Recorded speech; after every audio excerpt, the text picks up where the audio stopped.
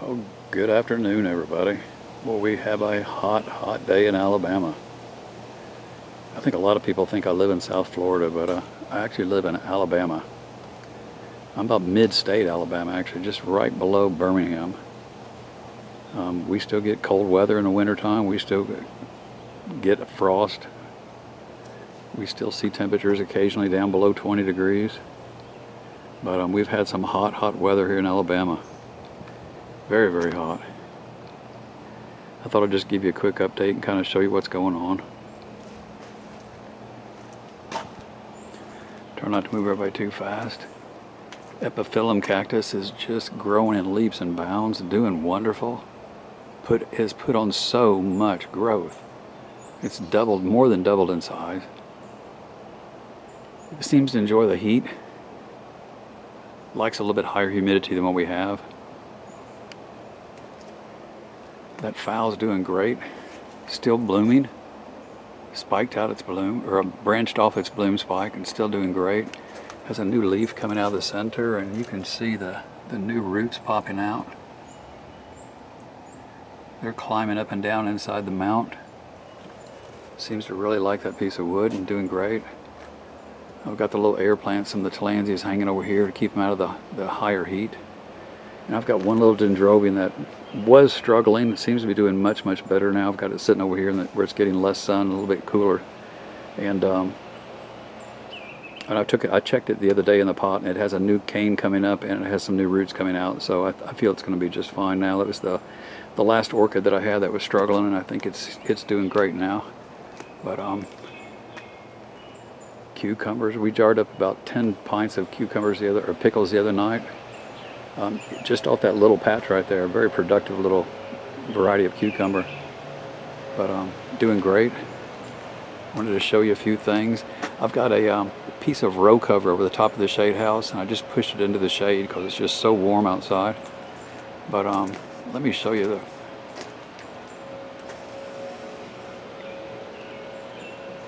24% at 102 degrees. That's Alabama weather right there. We're not normally this hot this time of year, but we've had a really bad heat wave. But the orchids have not missed a beat. They're doing great. This is my first blooms on my new group of orchids since I started growing again. This is Dendrobium Green Flash. Very, very pretty plant. I love dendrobiums. One of my favorite orchids. And such a beautiful, beautiful bloom. But everything has so much growth. Even with those high temperatures. New canes, new bulbs, new spikes.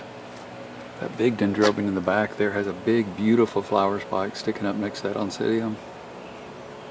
That oncidium's a new one that I need to get repotted.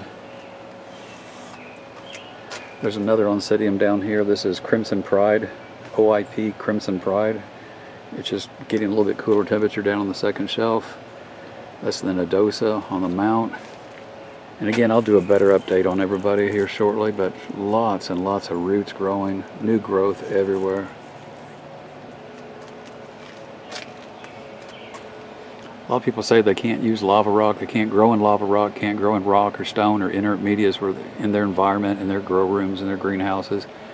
I'm at 24% and 100 degrees, 102 degrees outside. And they're not missing a beat. They're just growing and growing and growing. I'm in the shade here over now, so hopefully the camera won't overheat.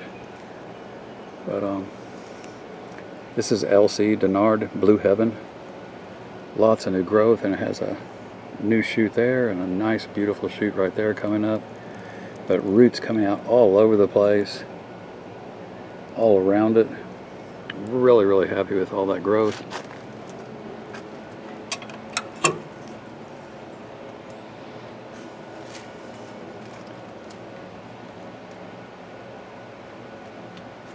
Everything is just lush green. Like I said, new canes, new bulbs, new shoots, filling the pots full of roots. My two little variegated phals that I was concerned about that hadn't shown me any kind of growth whatsoever finally have new roots coming out in the pot, so I'm really, really happy about that. That little phal behind it, you can see there's a new flower spike right there with buds on it. In this heat even too. Really, really happy with that. So that was the last of the plants that I had that were struggling. The rest of them are all doing really, really well. Could not be happier.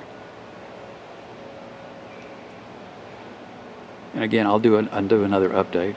I'm feeding about, I guess about every 5 or 6 days. I'm giving them a good soak, and they stay damp for 3 or 4 days. You can see there's some darker color in this. This is a good example. You can still see the moisture in this pot right here.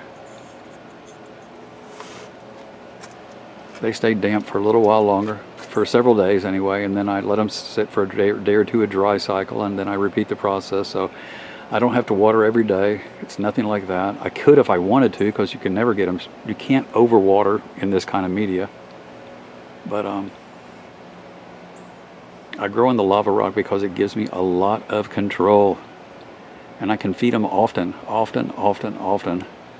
Orchids hanging on the tree in the wild would get fed every time it rained. So every time these guys get moisture or get water on them, they either get nutrients, or if I'm out here in the evening, which I love to take my pump sprayer and fill it full of rainwater or RO water. I'm using RO water right now because I'm out of rainwater. It hasn't rained in weeks, so I'm using RO water. But I always mix in CalMag with the RO water just for flushing or just for spraying. But I come out and I spray them, and they seem to just love it. Helps keep any pests and stuff like that from getting started. No bug issues, none whatsoever. Foliage looks deep, dark, beautiful green. Roots are filling up the pots. New canes, new bulbs, new shoots. Just everybody's doing great. Don't have enough good things to say about it. Just very, very happy. And again, I'll do a little bit better detail when I have my camera girl here with me. The garden's doing great. I got big, beautiful okra.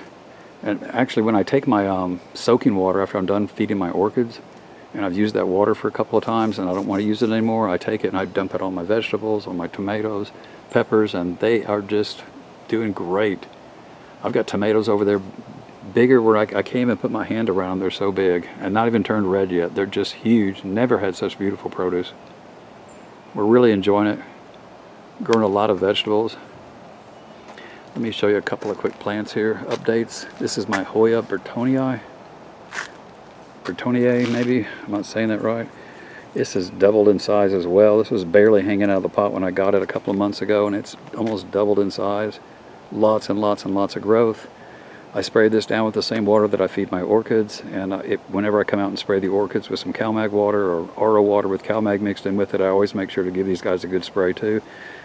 And that's what I've really noticed the big difference in. Once I started spraying these guys with that additional CalMag, they really, really started growing like crazy. And remember, they're epiphytic plants. They grow very, very similar to orchids, and they feed the same way orchids do. And if you treat them the same way, they just grow like crazy. This is Jan's variegated lipstick plant, and it is covering itself in blooms. Just covering itself in blooms. There's bloom buds all over the place. They're showing up all over the place down below. But it has tripled in size. It has gotten so big. It's such a pretty, pretty plant. Really happy with that one. But the one that's really amazed me the most is my other Hoya. This is Hoya Wayetii. Now, again, I hope I'm saying that right. But it's getting fed the same way. I'm spraying it with my orchid water and giving the additional CalMag. And once I started giving it the additional CalMag is when I really started noticing the growth on this. This plant has more than doubled in size. It was barely hanging out of the pot when I got it. And I purchased this plant on March 19th of this year. Today's the 24th of June, so just a little over 12 weeks ago, just a little over 3 months ago. But the amazing thing about it is all the peduncles that have shown up. They're all over the place. And it's always taken me, I've had Hoyas before, but they've never grown like these guys are, and they've never, but I've never fed them quite the way I'm feeding them now either.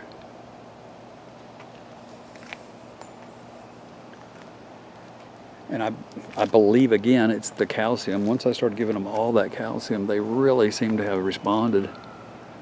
This plant is covering itself up with peduncles, little bloom clusters, but I'm growing so strong, doing so well. Just wanted to share that. It's very, very warm outside, like I just showed you. I can't stay out long because the camera, I've tried to film a couple of times, the camera keeps shutting off, so I've come out now when it's starting to shade up a little bit. The sun's moving across the yard a little better. But everything's just growing, doing great. I want to thank everybody for all those kind words, the thoughts, the prayers, and those questions. I love the questions. I love answering the questions. Just love answering the questions. I can't thank you enough for all the kindness. I've said many times the best growers hang out on my channel, and I stand by that. I stand by that. You guys are just wonderful, and I just can't thank you enough. Anyway, I just wanted to do a quick video, take advantage of what shade we have and a little bit cooler temperatures. Have a great evening. Get out and water your orchids. If you have them outside, go out in the evening and spray them. Add some CalMag to your water. They will love you for it. They will love you for it. Please go out there and subscribe to those other channels I keep mentioning. And I promise we'll talk very soon. And everybody have a great day. We'll talk later.